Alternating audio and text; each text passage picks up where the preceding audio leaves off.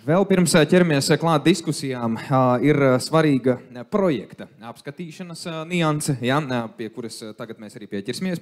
Projekta Izproti iesaisties LEM, kuru finansē Islande, Lihtenšteina un Norvēģija caur Eiropas ekonomiskās zonas un Norvēģijas grantu programmu Aktīvo iedzīvotāju fonds.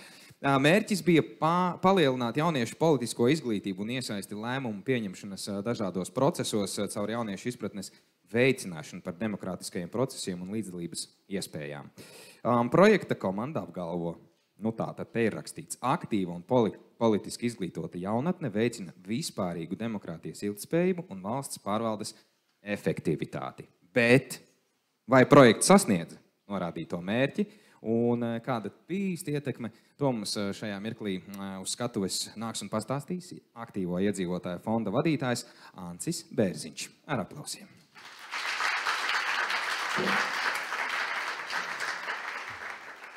Labdien visiem, godāmais prezidenta kungs, jaunieši, pārējie klātesošie un attālumā esošie.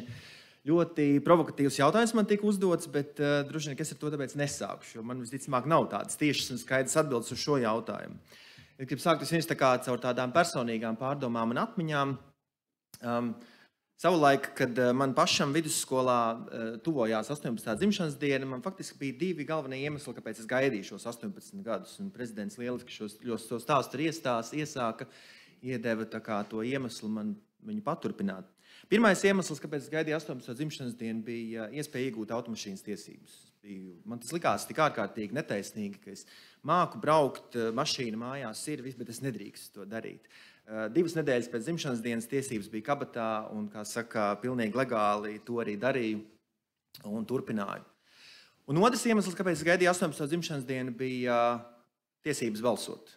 Jo man tas atkal likās tik ārkārtīgi netaisnīgi, ka man ir viedoklis, man ir skatījums uz procesiem, bet es nedrīkstu iet balsot. Un mums mājās vienmēr šis bija tāds pietiekami svinīgs process, vienmēr visi ģimeni gāja uz vēlēšanām, un es gāju vienmēr līdzi jau, es domāju, ka jau kopš bērndārza vecuma diez vai, bet no skolas, no pirmajām klasēm viennozīmīgi. Un man, protams, es arī biju iesaistīts tajās diskusijās par to, par ko jābalso, bet man pašam nebija tādas tiesības. Man tas likās tik ārkārtīgi netaisnīgi. Dzimšanas diena 18. protams, pienāca, pusgadu vēl nācās pagaidīt līdz 8. Saeimas vēlēšanām, un, protams, ka es uz viņām gāju. Šodienas kontekstā man tikpat netaisni likās jau barikāžu laikā, ko es atceros ļoti, miglaini, jo es toreiz gāju 1. klasē, bet man toreiz jau likās, kāpēc es nevaru braukt tētim līdz uz barikādēm. Kāpēc? Bet tajā brīdī, protams, tas bija vairāk tās drošības jautājums, un tie ir mazliet citi apsvērumi, bet man likās tik ļoti pašsaprotami piedalīties un gribēt piedalīties. Vidusskolā tieši tikpat pašsaprotami mums ar klasesbiedriem likās, ka mums gribas kļūt, mums bija pat lomas sadalītas, kuram bija jākļūst toreiz par Sabilas novada mēru, kurš kļūst par skolas direktoru, kurš būs bērndārza vadītājs. Mums bija ar klasesbiedriem jau viss sadalīts. Ļoti demokrātiski, protams, no šodienas viedokļa raugoties. Tas ir cits jautājums, bet mums likās tik pašsaprotami tur būt un piedalīties. Bet laikam ejot, tu saproti, ka tas nav visiem tik pašsaprotami. Ir ļoti daudz cilvēku, kuri tev līdzās neizdara pat to vienkāršāko, gluži kā prezidenta kungs sacīja, neaiziet uz vēlēšanām, kas ir pats vienkāršākais. Un mani tas ārkārtīgi pārsteidza sākumā. Protams, laikam ejot, tur vairāk saproti, ka tas tā ir. Un tas, acīm redzot, ir stāsts par to burbuli, kurā mēs dzīvojam, un par to burbuli, kas ir mums apkārt, kas domā līdzīgi kā mēs, ģimene, varbūt draugi, domu biedri, vēlāk kolēģi. Mēs kaut kādā veidā, laikam, to sabiedrību sev apkārt veidojam un arī kaut kādā absorbējam tādu līdzīgu kā mēs. Un te, man liekas, mēs arī nonākam pie tā lielākā izaicinājuma nevalstisko organizāciju darbā, kā tikt ārā no burbuļa. Un es arī, cik zinu par kluba māju projektu, par kura dēļ mēs šodien šeit esam pulcējušies, tas arī bija viens no mērķiem, viens no uzstādījumiem bija, kā sasniegt tos cilvēkus, kuri ikdienā par politikas jautājumiem nedomā, kuriem tas ikdienā varbūt nav tik svarīgi, kuriem vai tas ir kaut kas svešs nesaprotams, vai kuriem tas ir vienaldzīgs, vai varbūt vēl sliktāk, kuriem tas pat ir nesimpātiski varbūt šie procesi. Tā kā es ļoti Tāpēc novērtēju to, ka klubs Māja šajā virzienā gribēja strādāt un centās.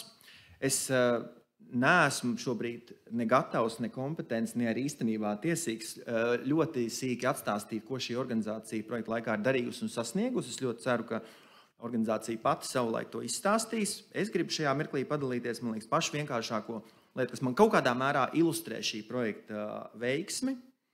Ir viena ļoti neveiksmīga epizode, proti, kad organizācija vēlējās rīkot mācības vai apspriedes vai diskusijas par politikas jautājumiem Daugavpilī. Organizācijai tas tika aizliegts. Organizācija netika ne pie vienām telpām un, var sakot, tika likti visi iespējamie šķēršļi, lai tas nenotiktu. Tātad šajā mirklī es kaut kā varu novērtēt to, ka tātad cilvēki, kuriem acīmredzot demokrātiskie procesi ir svešāki vai nesimpātiskāki, novērtēja klubu Māja un jauniešus kā pietiekami nozīmīgu spēlētāju, kuru mēs negribam savā teritorijā ielaist. Diemžēl, bet acīmredzot, tas bija pietiekami nozīmīgi, lai tā notiktu. Protams, ka bija citi risinājumi un pasākums notika Jēkabpilī un citviet un viss turpinājās, bet tas ir tāds, manuprāt, signāls, par ko padomāt.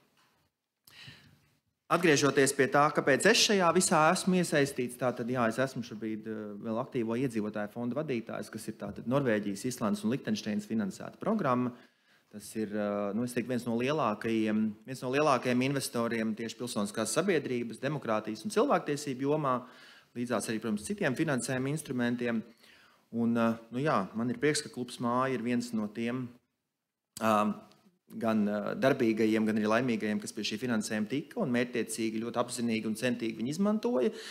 Man liekas ļoti skaisti arī, ka klubs Māja ir izmantojis un centies būt pietiekami vizuāli atraktīvs, kas, man liekas, ir ļoti svarīgi, ja mēs runājam par politiku un jauniešiem, kā to padarīt interesantu, saistošu, kā to padarīt tuvāku un saprotamāku.